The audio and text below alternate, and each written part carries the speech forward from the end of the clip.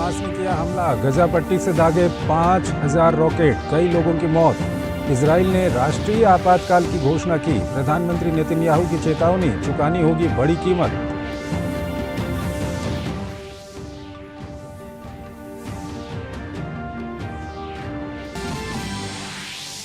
मुश्किल घड़ी में इजराइल को भारत का साथ, प्रधानमंत्री नरेंद्र मोदी ने कहा, आतंकी हमले की खबर ने पहुंचाया गहरा आघात। अमेरिका के राष्ट्रपति जो बाइडेन ने नेतन्याहू से बात कर दिया मदद का भरोसा। हमास हमले पर चर्चा के लिए संयुक्त राष्ट्र सुरक्षा परिषद की रविवार को बैठक। 19वें एशियाड खेलों में भारत ने तोड़े सारे रिकॉर्ड, आखिरी दिन 6 स्वर्ण सहित जीते 12 पदक। अब तक के इतिहास में सर्वश्रेष्ठ प्रदर्शन, 28 स्वर्ण, 38 रजत और 41 कांस्य के साथ कुल 107 पदक झटके।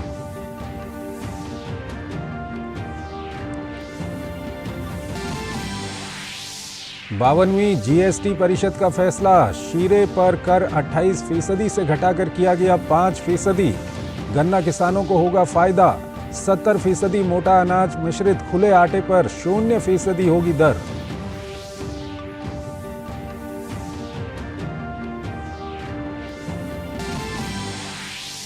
उत्तराखंड के नरेंद्रनगर में मध्य क्षेत्रीय परिषद की 24वीं बैठक, मध्य प्रदेश, छत्तीसगढ़, उत्तर प्रदेश ने लिया हिस्सा। केंद्रीय गृह मंत्री ने की शिरकत, लाख उत्पादक किसानों को फसल बीमा का लाभ देने की तैयारी।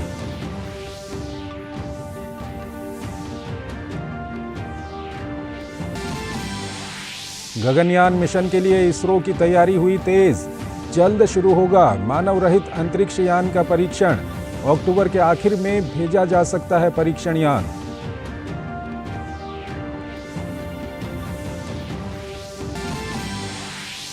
और सिक्किम में बचाव और राहत अभियान तेज करने के लिए रिजर्व बटालियन के सैनिक चुंगथांग की ओर रवाना। 8 सैनिकों के शव बरामद, 14 की तलाश जारी। केंद्रीय गृह राज्य मंत्री ने प्रभावित रंगपो और बारदांग इलाके का किया दौरा।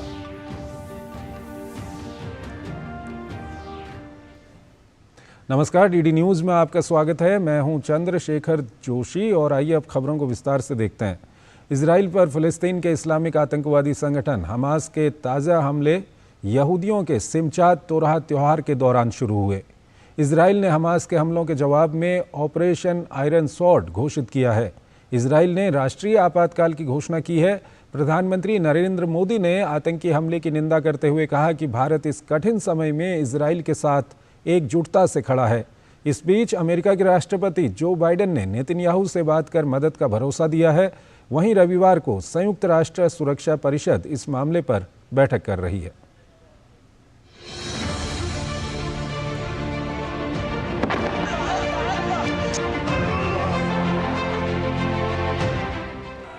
दुनिया रूस यूक्रेन के युद्ध से जूझ ही रही थी कि शनिवार की सुबह फलस्तीन और इजराइल के बीच चला आ रहा तनाव युद्ध जैसे हालात में बदल गया।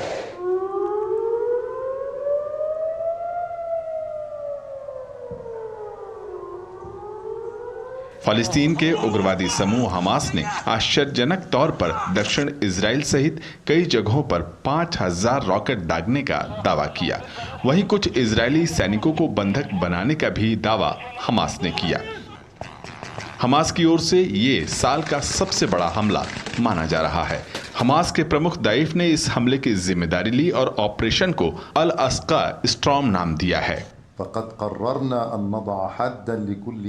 हम अल अक्सा ऑपरेशन की शुरुआत की घोषणा करते हैं। हम ईश्वर की मदद और ताकत से यह भी घोषणा करते हैं कि अल अक्सा ऑपरेशन के पहले हमले में शुरुआती 20 मिनट के दौरान दुश्मन के ठिकानों, उसके हवाई अड्डों और सैन्य किलेबंदी को निशाना बनाया गया है। इस दौरान 5000 से अधिक रॉकेट और मिसाइलें लॉन्च की गई हैं। समाचार एजेंसियों ने कुछ चरमपंथियों को इजराइल गजा सीमा पर लगे बाड़ को तोड़ने और हमास बंदूकधारियों का इजरायली शहर सेरात में घुसपैठ करने का भी वीडियो जारी किया है। वहीं इजरायली सेना ने जानकारी दी कि सीमावर्ती इलाकों में चरमपंथियों ने घुसपैठ करने की कोशिश की। इजरायल के प्रधानमंत्री बेंजामिन नेतन्याहू ने इस हमले को युद्ध करार दिया। उन्होंने चेतावनी भरे अंदाज में सोशल मीडिया पर लिखा कि आतंकवादियों को इसकी भारी कीमत चुकानी पड़ेगी। वहीं उन्होंने लिखा कि हमास की तरफ से कोई समर्थन न जताए। इजराइल के नागरिकों, हम युद्ध में हैं, किसी ऑपरेशन के दौर में नहीं, बल्कि युद्ध में हैं। मैंने सुरक्षा प्रतिष्ठान के प्रमुखों को बुलाया और आदेश दिया सबसे पहले उन समुदायों को निकालने के लिए जिनमें आतंकवादियों द्वारा घुसपैठ की गई है। दुश्मन को अभूतपूर्व कीमत चुकानी पड़ेगी। इस बीच मैं इजराइल के नागरिकों से सेना और होम फ्रंट कमांड के निर्देशों का सख्ती से पालन करने का आह्वान करता हूं। हम युद्ध में हैं और हम इसे जीतेंगे। इजरायली सेना ने इसे युद्ध घोषित कर नागरिकों की सुरक्षा सुनिश्चित करने का भरोसा दिलाया है। वहीं वायुसेना के विमानों ने गाजा पट्टी में हमास के ठिकानों पर बम बरसाए। पूरी दुनिया ने हमास के द्वारा किए गए हमले की निंदा की है। सऊदी अरब ने तुरंत हिंसा रोकने की अपील की। वहीं तुर्की ने दोनों पक्षों से संयम से काम लेने का आह्वान किया, जबकि ईरान ने हमास का समर्थन जताया है। फ्रांस ने घटना की निंदा की है और इजराइल के समर्थन में फ्रांस के राष्ट्रपति ने सोशल मीडिया पर संदेश लिखा। वहीं अमेरिका ने घटना की निंदा की और इजराइल से पूरी घटना के बारे में लगातार जानकारी लेने की बात कही है। वहीं भारत ने भी मुश्किल घड़ी में इजराइल के साथ खड़े रहने की बात कही। प्रधानमंत्री नरेंद्र मोदी ने सोशल मीडिया पर लिखा कि इजराइल पर हुए आतंकी हमले की खबर से गहरा आघात पहुंचा है। हमारी संवेदनाएं और प्रार्थनाएं निर्दोष पीड़ितों और उनके परिजनों के साथ हैं। हम इस मुश्किल वक्त में दृढ़ता के साथ इजराइल के साथ खड़े हैं। Israel will retaliate. Israel will go after the perpetrators and make sure they cannot repeat this kind of atrocities again. Thank you to the Indian people and to Prime Minister Narendra Modi ji for your very strong moral support to Israel. Bharat ने Israel में रह रहे अपने नागरिकों को सलाह जारी की है और सुरक्षित रहने के लिए सभी प्रोटोकॉल का पालन करने के लिए कहा है। आपात स्थिति में 9723522674 पर संपर्क करने या council.tel-aviv@mea.gov.in पर संपर्क करने के निर्देश दिए हैं। Bureau report, DD news. केंद्रीय वित्त मंत्री निर्मला सीतारमण ने राज्यों और केंद्र शासित प्रदेशों के वित्त मंत्रियों और वरिष्ठ अधिकारियों के साथ 52वीं जीएसटी परिषद की बैठक की अध्यक्षता की। जीएसटी काउंसिल की 52वीं बैठक के बाद केंद्रीय वित्त मंत्री निर्मला सीतारमण ने कहा कि जीएसटी अपीलीय न्यायाधिकरण के गठन के लिए निर्णय पहले ही लिया जा चुका था। आज परिषद ने इस न्यायाधिकरण के अध्यक्ष और सदस्यों की नियुक्ति को लेकर एक अहम फैसला लिया है। उन्होंने बताया कि फैसला लिया गया है कि अध्यक्ष और सदस्यों का कार्यकाल अधिकतम 70 वर्ष की आयु तक होगा। पहले ये 67 वर्ष था। For the president and the members, it was 67 and 65 respectively. Whereas what we have now done is the tenure can be up to 70 and 67 respectively. For the president it is 70, earlier it was 67. For the member it is 67 now, earlier it was 65. The minimum age of appointment, of course, was not specified earlier, but we are now saying for the appointment as president and member is recommended to be 50 years minimum age. Advocates up to 10 years of experience. Am I right, Sanjay?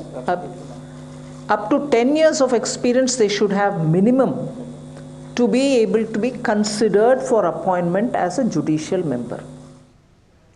वित्त मंत्री ने कहा कि millets अथवा श्री अन्न को बढ़ावा देने के लिए जीएसटी काउंसिल ने फैसला लिया है कि यदि पाउडर के रूप में बाजरा या अन्य मिलेट्स को किसी अन्य आटे के साथ मिश्रित किया जा रहा है जहां वजन के अनुसार कम से कम 70% मिलेट है तो उन उत्पादों पर 0% जीएसटी लगेगा। In powder form, millets being blended with any other atta, for instance, where the millet's composition is 70%. We state that they will be having a 0% GST if sold in other than pre-packaged and labeled form, meaning when they are sold loose or when they are packed but with no pre-packaging in the sense of branding or name or what, nothing else. So 0% if they are sold loose and 5% only if sold pre-packaged and in a labeled form. प्रधानमंत्री ने लाल किले पर दिए अपने भाषण में की गई घोषणाओं की समीक्षा करने के लिए एक महत्वपूर्ण बैठक की। उन्होंने 15 अगस्त को दिए भाषण में विशेष तौर पर गरीब और मध्यम वर्ग के आवासों के लिए किफ़ायती ऋण सुनिश्चित करने के बारे में उल्लेख किया था। प्रधानमंत्री ने इस घोषणा को लागू करने के बारे में की गई तैयारियों की समीक्षा की। इसके अलावा घरों के लिए सौर ऊर्जा सुनिश्चित करने के बारे में भी उल्लेख किया था। इस योजना को क्रियान्वित करने की तैयारियों की भी उन्होंने समीक्षा की।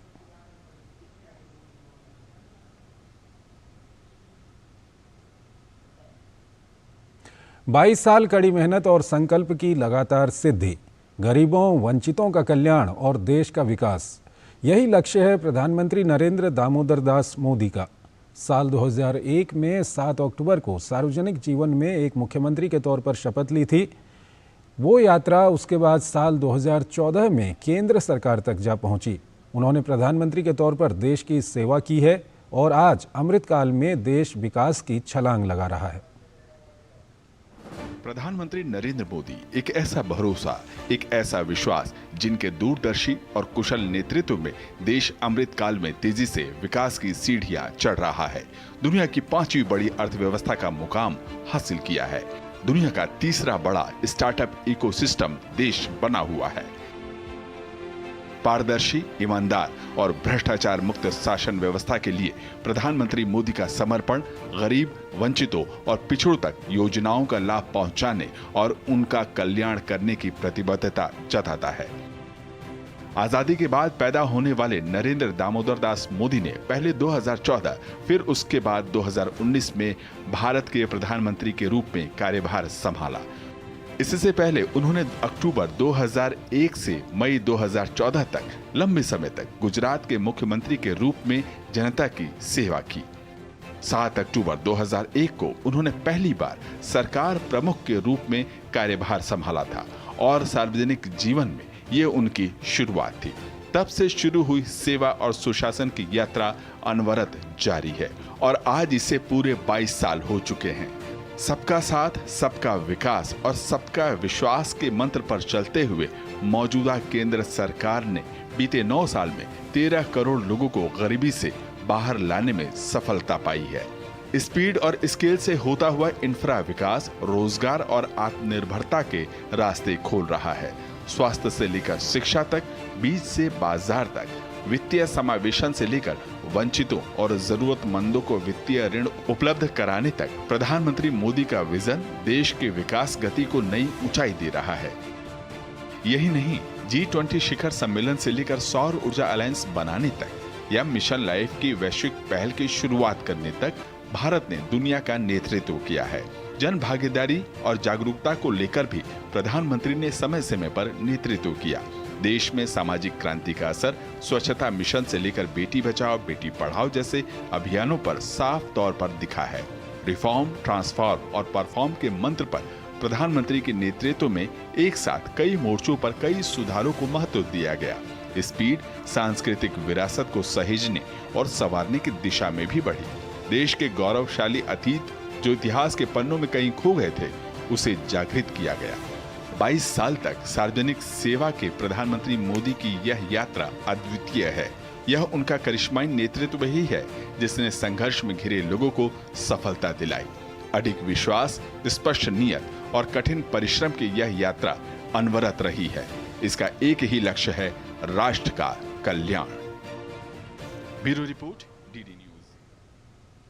केंद्रीय गृह मंत्री एवं सहकारिता मंत्री अमित शाह ने उत्तराखंड के नरेंद्र नगर में मध्य क्षेत्रीय परिषद की 24वीं बैठक की अध्यक्षता की। बैठक में उत्तराखंड के मुख्यमंत्री पुष्कर सिंह धामी, उत्तर प्रदेश के मुख्यमंत्री योगी आदित्यनाथ शामिल हुए। मध्य प्रदेश के मुख्यमंत्री शिवराज सिंह चौहान ने बैठक में वीडियो कॉन्फ्रेंसिंग के माध्यम से हिस्सा लिया। बैठक में छत्तीसगढ़ के गृह मंत्री ताम्रध्वज साहू ने भी शिरकत की।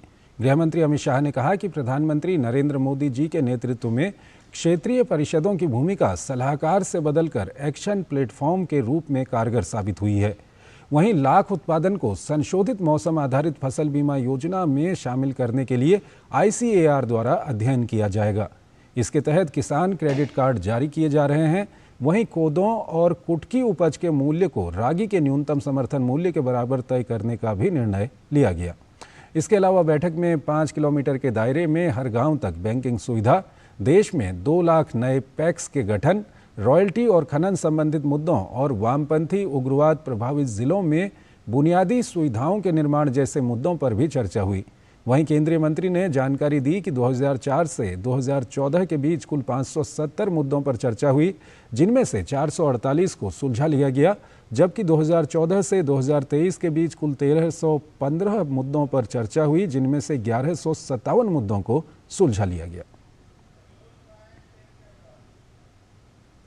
केंद्रीय गृह मंत्री अमित शाह उत्तराखंड के देहरादून के दौरे पर थे। अमित शाह ने देहरादून में आयोजित 49वीं अखिल भारतीय पुलिस विज्ञान कांग्रेस में शिरकत की। इस दौरान उन्होंने एक प्रदर्शनी का अवलोकन भी किया। केंद्रीय गृह मंत्री अमित शाह ने कार्यक्रम को संबोधित करते हुए कहा, नरेंद्र मोदी के प्रधानमंत्री बनने के बाद जम्मू कश्मीर वामपंथी उग्रवादी पीड़ित क्षेत्रों और पूर्वोत्तर में कानून व्यवस्था बनाए रखने में मोदी सरकार ने सफलता प्राप्त की है। नरेंद्र मोदी जी के प्रधानमंत्री बनने के बाद देश के 3 हॉटस्पॉट जम्मू कश्मीर, वामपंथी उग्रवादी क्षेत्र और नॉर्थ ईस्ट, ये तीनों क्षेत्र के अंदर कानून और व्यवस्था की परिस्थिति को बेहतर, उत्कृष्ट करने में नरेंद्र मोदी सरकार ने सफलता प्राप्त की है। आज धारा 370 के उन्मूलन के बाद जम्मू कश्मीर की स्थिति देखकर देश का हर एक नागरिक चैन की सांस ले सकता है कि हमारा जम्मू कश्मीर हमेशा के लिए अब भारत का हिस्सा बन चुका है।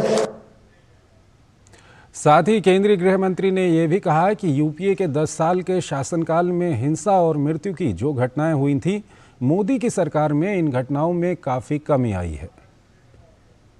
यूपीए के 2004 से 14 के शासनकाल के अंदर हिंसक घटनाएं 10 साल में 33,200 थी। इन तीनों हॉटस्पॉट पर 33,200 हिंसक घटनाएं थी और 2014 से 29 के 9 साल के अंदर 2014 से 23 के 9 साल के अंदर 10 साल की 33,200 के सामने 12,358 ही हिंसक घटनाएं हुई और कुल मृत्यु सिक्योरिटी पर्सोनल और नागरिकों की मृत्यु 11,947 10 साल के अंदर हुए थे और 9 साल के अंदर 11,947 के बनाम सिर्फ 3,240 हुए हैं।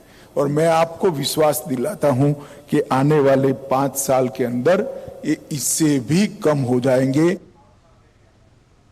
सिक्किम के आपदाग्रस्त क्षेत्रों में राहत और बचाव कार्य जोरों पर है। इस बीच 8 लापता सैनिकों के शव बरामद हुए हैं, जबकि 14 की तलाश अभी भी जारी है। शनिवार को केंद्रीय गृह राज्य मंत्री अजय कुमार मिश्रा ने सिक्किम के रंगपो और बारदांग इलाकों का दौरा किया। वहीं सिक्किम के मुख्यमंत्री प्रेम सिंह तमांग ने आज मंगन जिले के बाढ़ प्रभावित क्षेत्रों और राहत शिविर का दौरा किया और प्रभावित लोगों को हर संभव सहायता देने का आश्वासन दिया।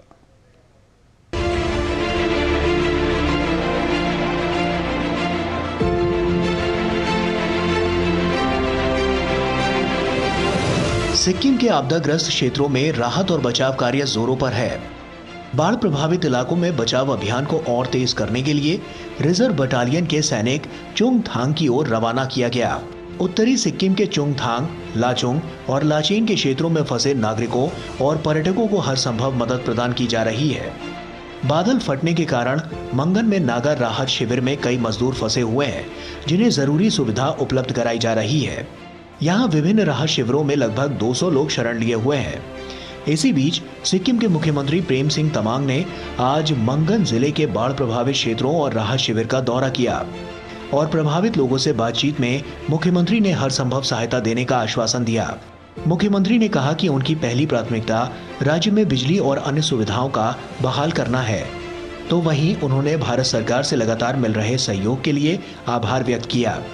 उन्होंने कहा कि राज्य में आई बाढ़ की मौजूदा स्थिति पर केंद्र सरकार बारीकी से नजर बनाए हुए है अब अभी हमारा फर्स्ट प्रायोरिटी है रेस्क्यू, जितना भी फंसे हुए हैं उनको रेस्क्यू करना और वह मलबा हटाना, और जो भी अभी कटु है जैसे इलेक्ट्रिसिटी कटु है, वाटर सप्लाई कटु, उनको पूरा बहाल करने का हमारा काम कर रहे हैं। भारत सरकार की तरफ से पूरा सहयोग मिल रहा है, जो भी अभी लॉजिस्टिक सपोर्ट देना है, आर्मी का सपोर्ट देना है, जो भी कनेक्टिविटी ठीक करने का सहयोग पूरा मिल रहा है। और भारत सरकार ने अभी इमीडिएट रिलीफ के लिए उन लोग ने धनराशि का भी रिलीज़ किया है, अभी सैंक्शन कर चुका है, तो पूरा संपर्क में है। आज भारत सरकार का गृह राज्य मंत्री भी कल रात को वहाँ पहुँचा है इस गैंगटॉक में, मैं कल उनको मिल रहा हूँ, तो पूरा मॉनिटरिंग कर रहा है केंद्र सरकार की तरफ से, ताकि सिक्किम का जनता को कोई भी ऐसा प्रॉब्लम न हो। केंद्र सरकार ने बाढ़ग्रस्त सिक्किम के लिए आपदा सहायता के रूप में 45 करोड़ रुपए जारी किए जाने की मंजूरी दी है। इसका उद्देश्य पीड़ित लोगों के लिए राहत उपलब्ध कराने में राज्य की मदद करना है। केंद्रीय गृह मंत्रालय ने नुकसान के आकलन के लिए एक अंतर मंत्रालयी केंद्रीय दल भी गठित किया है। गृह मंत्रालय ने बताया है कि ये टीम जल्द ही सिक्किम के बाढ़ग्रस्त क्षेत्रों का दौरा करेगी और इसके आकलन के आधार पर राज्य को अतिरिक्त केंद्रीय सहायता मंजूर की जाएगी। केंद्र सरकार स्थिति से प्रभावी ढंग से निपटने के लिए सिक्किम सरकार को राष्ट्रीय आपदा मोचन बल की पर्याप्त टीमें, भारतीय वायुसेना के हेलीकॉप्टर और आवश्यक बचाव उपकरण भी उपलब्ध करा रही है। Bureau report. बेंगलुरु के अट्टीबेले इलाके से शनिवार को एक पटाखा दुकान में आग लगने से 12 लोगों की मौत की खबर आई है। बताया जा रहा है कि ये आग पटाखों की अनलोडिंग प्रक्रिया के दौरान लगी और देखते ही देखते इसने भीषण रूप अख्तियार कर लिया। मौके पर पहुंचे फायर ब्रिगेड कर्मियों ने आग पर काबू पाया, जिसके बाद निरीक्षण करने पर कर्मियों को स्टोर के अंदर 12 शव मिले। पटाखा दुकान में लगभग 5 करोड़ मूल्य के पटाखों का भंडार था। 19वें एशियाई खेलों में भारत ने अपना सर्वश्रेष्ठ प्रदर्शन करते हुए अपने सफर को खत्म किया। भारत ने 28 स्वर्ण सहित 107 पदक अपने नाम कर इतिहास रचा। ये एशियाई खेलों में भारत का सर्वश्रेष्ठ प्रदर्शन है। भारत ने आज 6 स्वर्ण, 4 रजत और 2 कांस्य पदक सहित कुल 12 पदक जीतने में सफलता पाई। बैडमिंटन और पुरुष क्रिकेट में भारत ने पहली बार स्वर्ण पदक जीता।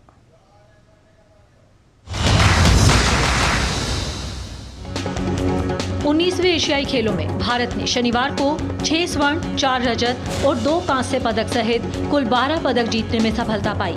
इसी के साथ भारत ने एशियाई खेलों के इतिहास में अपना सर्वश्रेष्ठ प्रदर्शन करते हुए 28 स्वर्ण सहित 107 पदक जीतकर अपने अभियान का समापन किया। भारतीय पुरुष क्रिकेट टीम ने भी स्वर्ण पदक जीतने में सफलता पाई। बैडमिंटन के पुरुष युगल में चिराग शेट्टी और सात्विक साईराज की जोड़ी ने देश को ऐतिहासिक स्वर्ण पदक दिलाया। चिराग और सात्विक ने फाइनल में कोरिया की जोड़ी को सीधे गेम्स में हराया। एशियाई खेलों के इतिहास में बैडमिंटन में ये भारत का पहला स्वर्ण पदक है। भारत की पुरुष कबड्डी टीम ने भी स्वर्ण पदक जीतने में सफलता पाई। रोमांचक फाइनल मुकाबले में भारत ने ईरान को 33-29 से शिकस्त दी। फाइनल मुकाबले में काफी विवाद भी देखने को मिला, जब एक विवादास्पद फैसले के चलते मैच लगभग आधे घंटे तक रुका रहा। आखिरकार फैसले को पलटा गया और भारत के पक्ष में फैसला दिया गया। इससे पहले भारत की महिला कबड्डी टीम ने स्वर्ण जीतकर भारत को 100वां पदक दिलाया। फाइनल में महिला कबड्डी टीम ने चीनी ताइपे को हराकर स्वर्ण पदक जीता। तीरंदाजी में पुरुषों की कंपाउंड व्यक्तिगत स्पर्धा में भारत के ओजस ने स्वर्ण पदक पर निशाना साधा। फाइनल में ओजस ने हमवतन अभिषेक वर्मा को हराने में सफलता पाई। इस तरह स्पर्धा का स्वर्ण और रजत भारत को हासिल हुआ। भारत की ज्योति सुरेखा ने महिलाओं की कंपाउंड व्यक्तिगत स्पर्धा में स्वर्ण पदक पर निशाना साधा। फाइनल मैच में ज्योति सुरेखा ने कोरियाई खिलाड़ी को शिकस्त दी। महिलाओं की कंपाउंड व्यक्तिगत स्पर्धा का कांस्य पदक भी भारत को हासिल हुआ। अदिति गोपीचंद स्वामी ने भारत को कांस्य दिलाया। भारतीय महिला हॉकी टीम ने एशियाई खेलों में कांस्य पदक जीता। तीसरे स्थान के लिए हुए मुकाबले में भारतीय महिला टीम ने जापान को 2-1 से हराया। कुश्ती में भारत के दीपक पुनिया ने 86 किलो भार वर्ग में फ्री स्टाइल में रजत पदक जीता। उन्हें फाइनल में ओलंपिक स्वर्ण पदक विजेता ईरान के हसन यजदानी के खिलाफ हार का सामना करना पड़ा। शतरंज में भारत की पुरुष और महिला टीम ने रजत पदक जीतने में कामयाबी पाई। Sports desk, DD news. तो इस बुलेटिन में फिलहाल इतना ही। आप बने रहिए डीडी न्यूज के साथ। नमस्कार।